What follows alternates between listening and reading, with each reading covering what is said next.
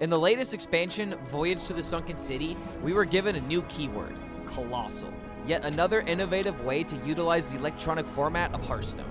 Colossal minions are quote-unquote cards too big to fit onto one card, meaning the number on the card is how many parts or appendages come with it. So the +2, +3, or even +6 means once you summon the minion in any way, shape, or form, the rest of the minion will be summoned. But at the beginning of our voyage, only 3 Colossal minions were seeing any frequent play. Rogues were making use of Krakatoa, a great resource to help push damage and tempo while clearing a minion or two while setting up even more damage.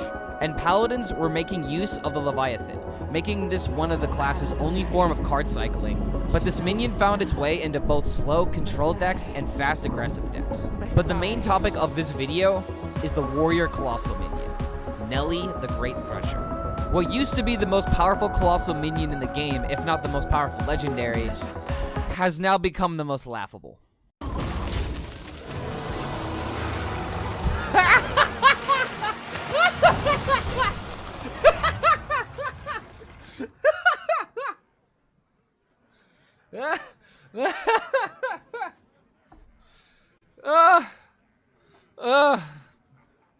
Okay.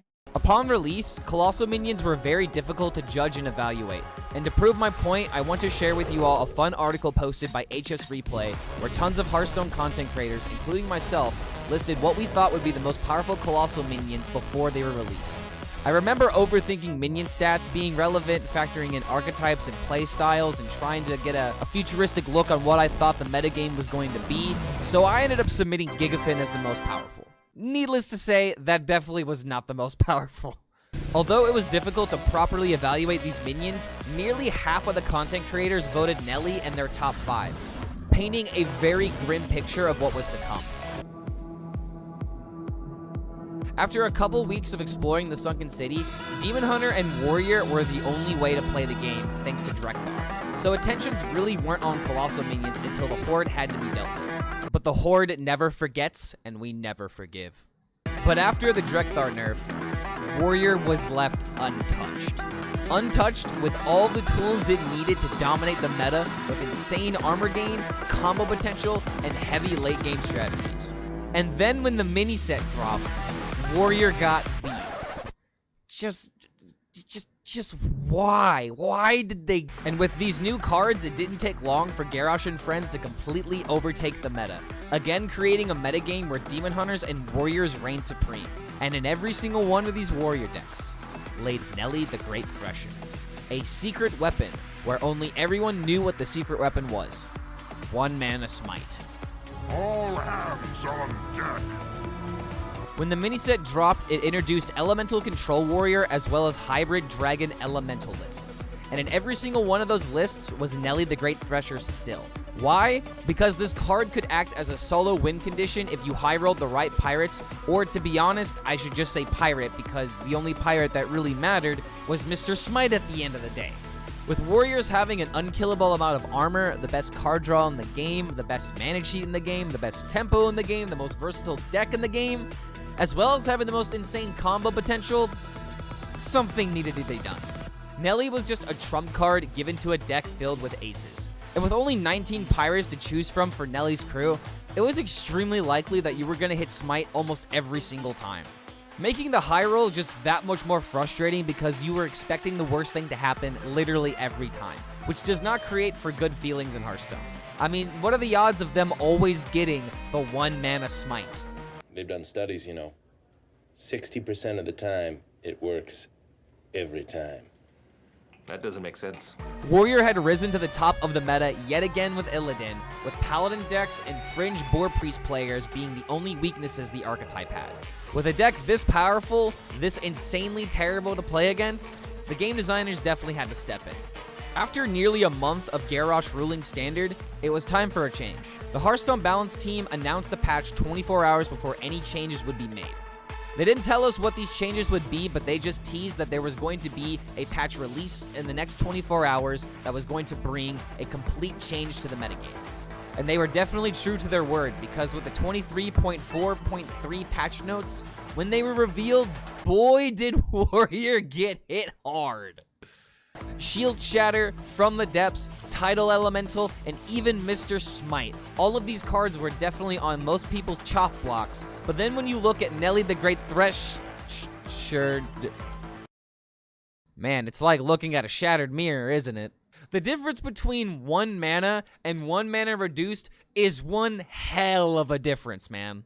This card was literally just walked into a forest and shot in the back of the head when it wasn't looking, wasn't it?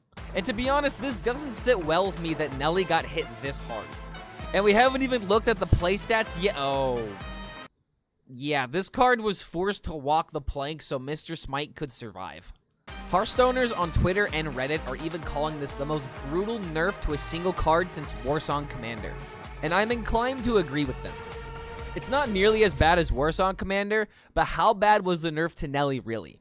Is there any way to change this card to where it's not completely dominating or completely extinct? So the question is, how bad was the nerf to Nellie really? Well, to reiterate my point from earlier,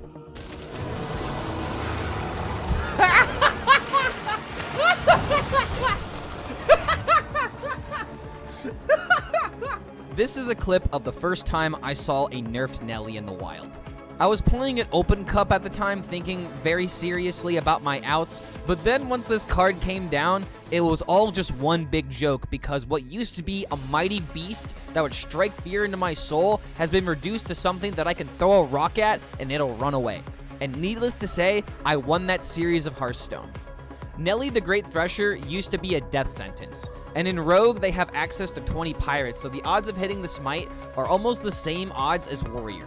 But what's extremely sad to me is that there seems to be no other ways to really change this Colossal minion without breaking the card completely. When the nerfs went live, a bunch of Hearthstoners, including myself, had asked ourselves, what happens if we just remove Mr. Smite from the pool? Wouldn't this mean that Nellie would be much less frustrating? An easy way to implement this would be to change Nellie's text to discover a pirate that costs 5 or less to add to Nellie's crew, set its cost to 1 mana, or something along those lines. If this nerf was made, Mr. Smite wouldn't be discovered, and if any other pirate over 5 mana was introduced in future expansions, most likely with a lot of attack, they wouldn't be discoverable, making for any other combinations with Smite impossible. But sadly, this nerf is not that easy to fix. The main problem here is still Mr. Smite, even though both cards got nerfed. Not just the copy that you could generate from Nellie, but the original copy that you could run in your deck. And even though Smite is also 7 mana, it just doesn't make a difference because Warrior still has From the Depths as a card. They're going to be able to have access to 4 mana Smites, and that's not going to change the feeling of what can happen if Nellie just still generates 1 mana pirates. The feeling of this would remain the same, ignoring the whole point of this nerf to prevent discounting pirates from soloing the game. If Nellie was nerfed this way, we would still have players talking about broken 1 mana pirates right now. And sadly, at the end of the day, it was really just one of Nellie's crewmates that was just too good to keep this card as is. And this raises a legitimate concern that I wish to highlight. Hearthstone cards are becoming so powerful with each passing expansion. With more powerful cards, it'll eventually mean there will be more frequent balance changes. And something that personally upsets me is when cards are nerfed unexpectedly or unnecessarily. Personally, when I first saw the changes to Earthen Scales, my reaction was, what was the point when Druid isn't even that powerful right now? And I understand the whole point of nerfing this card was to prevent Druids from having an insane burst combo with like Moonlit Guidance and just, Druid has plenty of mana cheat in general. But Druid is really struggling with its survivability right now, so I'm just concerned why exactly this change was made right now, not in the future when Druid might become a problem, because it's not like Earthen Scales is going to tip the scales, pun intended, in Druid's favor for it to dominate in the meta right now. And then when I saw the nerf to Spitelash Siren, Yo lo necesito. Él es mi compañero. Por favor, se lo...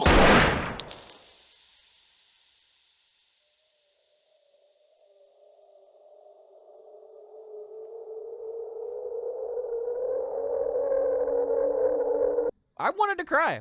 I was a huge fan of Nagamage, and I wasn't okay with the fact that my deck was being taken away from me without me even knowing about it. If I knew this change was gonna happen, maybe I wouldn't be so passionate about arguing why Spite-Lash Siren debatably doesn't need to be nerfed or why it should go back to 4 mana. But the thing that really doesn't make me feel good is the fact that this deck was taken away from me, in my opinion, way too soon. I don't believe that this deck was the most powerful thing in the meta, but it is important to note that if the 4 mana Spite-Lash Siren was still available in the game, it would absolutely high roll games more so than what we're experiencing now with like the big spell mages. So in the end, Spite-Lash Siren nerf might have needed to happen, but I'm still not okay with losing a deck literally 24 hours before we get any kind of notice that it's going to be changed.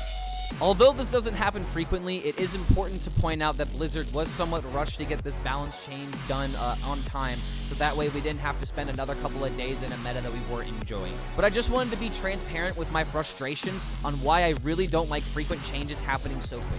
Personally, I do believe this patch needed to happen for the sake of balance. And I agree with most of the nerfs except for these cards that I have already mentioned. Carriol needed to be slowed down because taking half damage is, well, already insane when you say it out loud.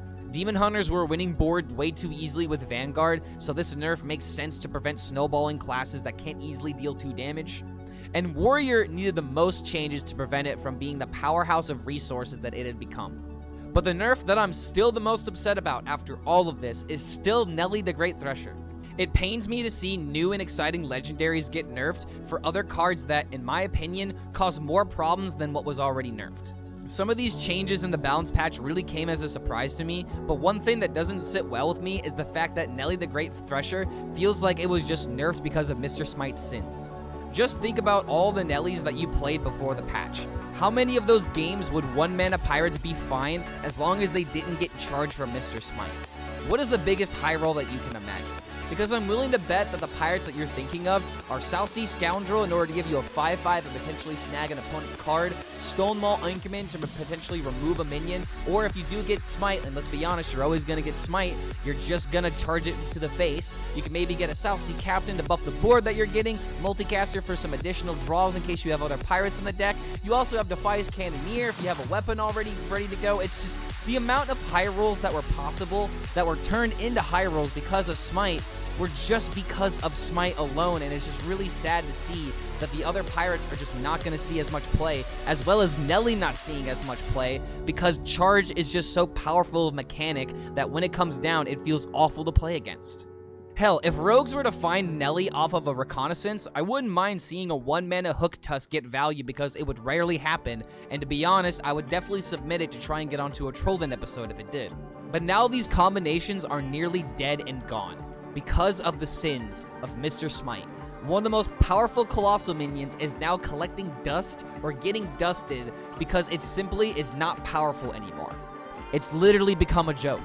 But even with all of these changes, it's still technically possible for the Nellie and Smite combination to win games. It's already happened to me a few times, but it's not nearly as common since Warriors' play rates have dropped down dramatically. And it's also not nearly as common because no one wants to play Nellie in their decks. Which means that if we make Nellie any better, this combo will continue to ruin players' Hearthstone experience. So if Mr. Smite has to stay in the game without a change to his text, then I'm sad to report that even though Nellie may have been nerfed to the ground, it was needed to keep Hearthstoners from seeing Garrosh in literally every single one of their games and on every single one of their streams.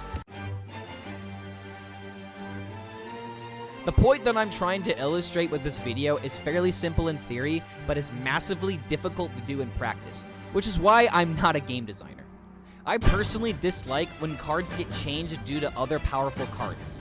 Excluding all of the examples with Nellie, another example that we can use is the nerf to Dreadsteed. This card really didn't see that much play even when it was unnerfed, but now that it's been changed, it's almost impossible for this to fit in any deck meaningfully.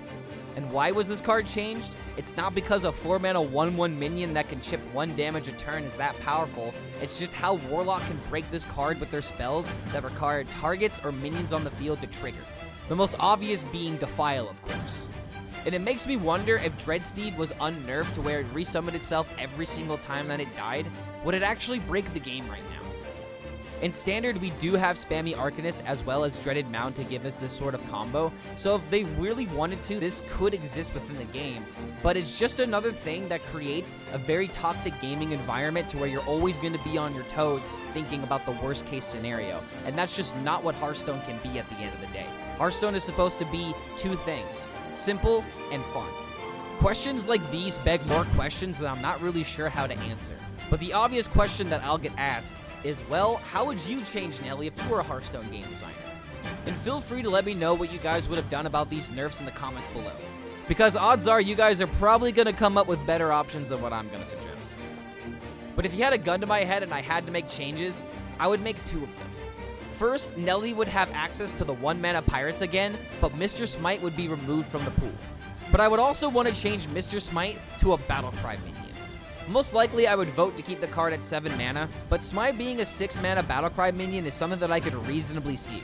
But even with changes like this, I'm not really sure how much of a difference it would make in Warrior. Hopefully, From the Depths being 4 mana can really slow down how consistently Warrior can find its 4-mana Smite, but here's my logic. Nellie is absolutely fine with giving 1-mana pirates as long as you don't have Smite possible.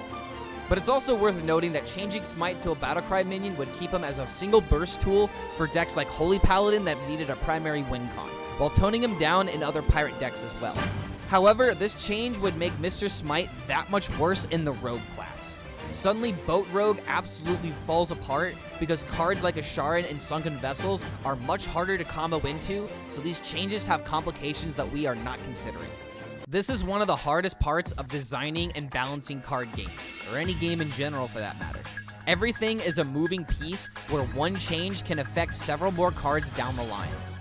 With this in mind, we should all try to realize that cards will be changed not just for their power level or for balance's sake, but that cards are nerfed for their in-game experience, their insane synergies, and their likeliness to choke out other deck archetypes and strategies. Hearthstone has several moving pieces to always consider when balance changes are being made, which is why it's never easy to nerf cards. And in most of these situations, it feels like there is no right answer. Just wrong answers if unfun play pattern high rolls are still extremely common with your proposed changes. However, there is still hope for our favorite Colossal minion. I have no doubt in my mind that once the new year begins and Nellie rotates, she'll be restored back to full strength. But until then, rest easy, Queen. It was nice knowing you, but for now, thanks for the 3600 dust. Thank you guys so much for making it to the end of this video. If you do enjoy this kind of content, feel free to let me know in the comments what kind of topics you want me to discuss in the next video, because I actually have several other topics that I just need to write scripts for. This kind of content is not something that I can easily push out every single day, so if I do go down this route, it'll probably take me a couple of days, like 2 to 3 days, in order to get these kind of videos hammered out, from scripting it to recording it to actually editing it. But I would love any and all feedback to this video, because this was actually kind of fun to do after I got to sit down and actually start recording it. So thank you guys so much for making it to the end of this video. If you do enjoy everything that you saw within this video today, feel free to subscribe to the YouTube channel in order to be notified about any of our other future uploads, because I'm going to try and do as many of these as I can. This was actually a lot of fun. Thank you guys so much for making it to the end of this video, and we'll see you for the next one.